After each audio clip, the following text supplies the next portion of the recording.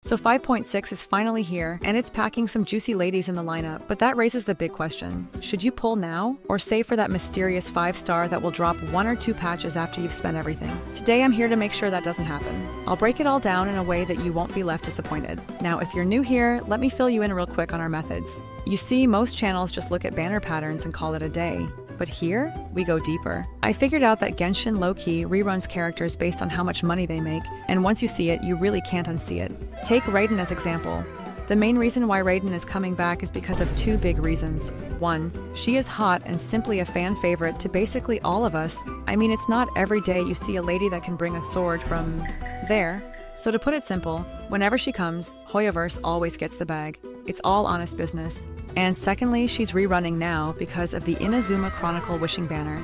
This is Genshin's way of finalizing all their business with Inazuma for a while. Now, to make you as satisfied as possible, I'll be telling you the banner lineup as well as the reasons behind it. Trust me, you'll find it hard to argue with me. By the way, we are hosting a 10 Welkin Moon giveaway at 15,000 subscribers. So if you want in on it, it's super simple. Subscribe, drop a like, and leave a comment down below. And hey, if you ever want to top up and save some cash, then feel free to visit my partner U7Buy. They offer the best discount for gaming top-ups. For example, instead of getting the $100 Genesis crystals for $100, why not just get it for $79? All you have to do is enter your UID and boom, it appears in your account. There's nothing to fear as they have strong buyer protection, and as if that wasn't enough, they've got mouth-watering deals on their site. So if you want to save some cash on your next top-up, then use my link in description or pinned comment to save yourself the extra cash. Now let's start with the basics. The current banner is obviously Escoffie and Navia. As juicy as this banner is, I do see it as a trap, especially for those of you guys who want to go for more than 1 characters in this patch, eventually making you broke for 5.7. Now don't get me wrong, this is just advice. Pull who you love, it's a gacha game, not a real-life simulator. 5.7 is guaranteed to feature 2 special sets of characters, Skirk and Mavuika, but that's pretty obvious. So who are the other 2? Now, aside from leaks pointing towards Chaska coming in 5.7, I do have my exact reason why she is making her debut in 5.7. You see, during the Lini and Chaska banner, the winner here in terms of pull and revenue is quite obvious, with Chaska coming on top with 109,000 pulls compared to the measly 16,000 which Lini brought in. So yeah, it's pretty safe to say Lini's getting benched for a while, and that's just one of my reasons. The second one? Honestly, I think a lot of you will agree with me on this. What stage of the Abyss wastes your time the most? Is it those Electro and Pyro shield enemies? If so, we're on the same page. Instead of spending 5 minutes breaking a shield, I'd rather just take a level 1 Barbara into a Hydro Hypostasis fight. Here's the thing, HoYoverse knows what they're doing. HoYoverse has clearly fine-tuned the Abyss to favor certain characters. And lately, it's been showing cryo favoritism hard, just enough to shove Escoffie and other cryo units into the spotlight. So if we follow the trend, it doesn't take a genius to see where this is going.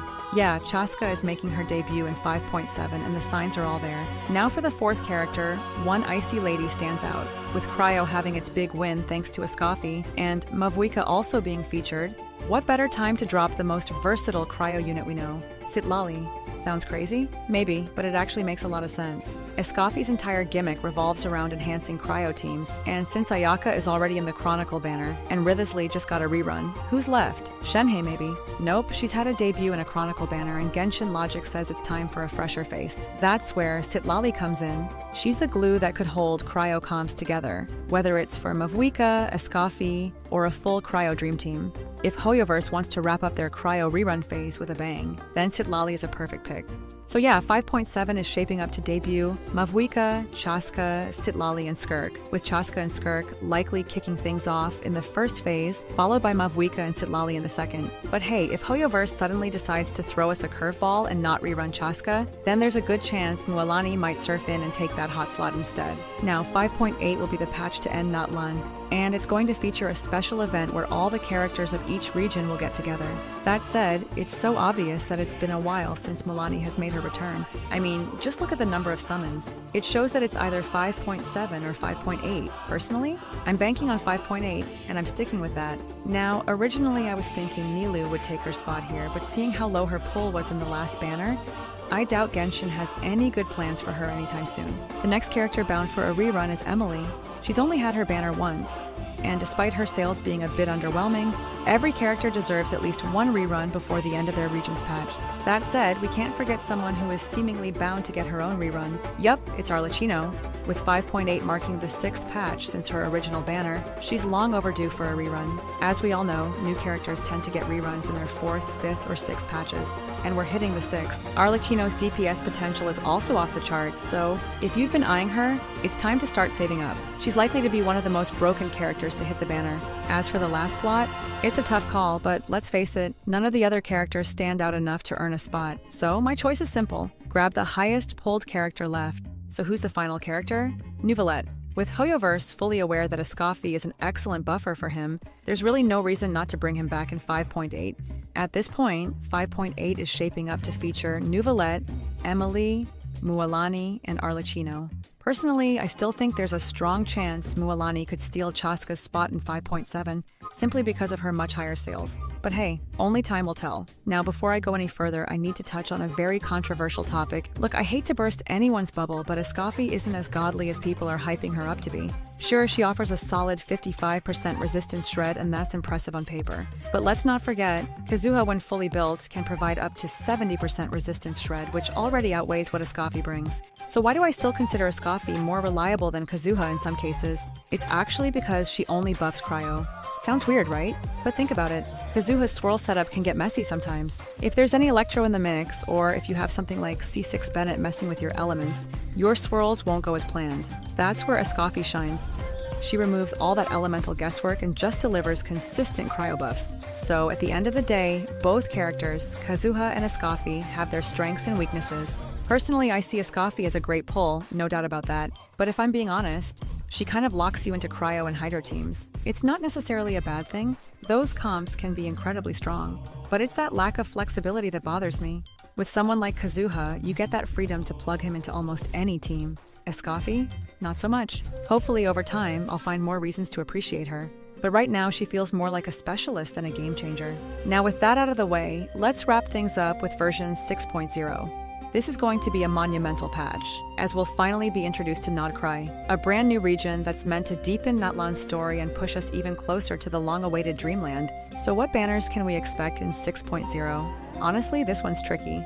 We don't know for sure if a new 5-star character will debut at launch, which makes everything harder to predict, but looking at the revenue charts, one name that pops up as long overdue is Yelan. I know, she seems kind of out of the blue here, and I totally agree, but we can't just expect only Natlan characters to show up in this patch. Genshin always finds a way to sprinkle in older fan favorites. That said, another solid candidate is Verisa. By version 6.0, it'll have been exactly 4 patches since her last appearance, making it a decent bet, especially with HoYoverse's usual rerun pacing. As for the remaining 2 banner slots, they'll most likely go to casual filler reruns, and honestly, I can't say for sure who they'll be. It could go in any direction depending on what theme 6.0 decides to lean into. If only I had a time machine, I'd be the Lord of Predictions. Now we have news about the new Abyss, and it's honestly more pleasing that we know it. Why? Well, now we are allowed to choose between the 5 difficulty normal, hard, dire, fearless, and defiance. Defiance is unlocked after clearing Fearless. Now that's just the start, because thankfully enough, the new Abyss supports co-op mode, allowing multiple travelers to team up. But as expected, duplicate characters are not allowed in the same team. And thirdly, Burst Reward. For the first 10 days after the event begins, the ley line disorders enter a bursting state. For every 120 stabilization value accumulated, 1 additional random 5-star artifact from the selected 2 artifact sets in the domain will be granted, making farming artifacts more interesting and hopefully more effective. And yep, that's a wrap for this video. If you found it helpful or just enjoyed the ride, then consider subscribing. I always drop juicy content with high-quality videos that I'm sure you'll enjoy. So yeah, have a great day, and I'll catch you in the next one.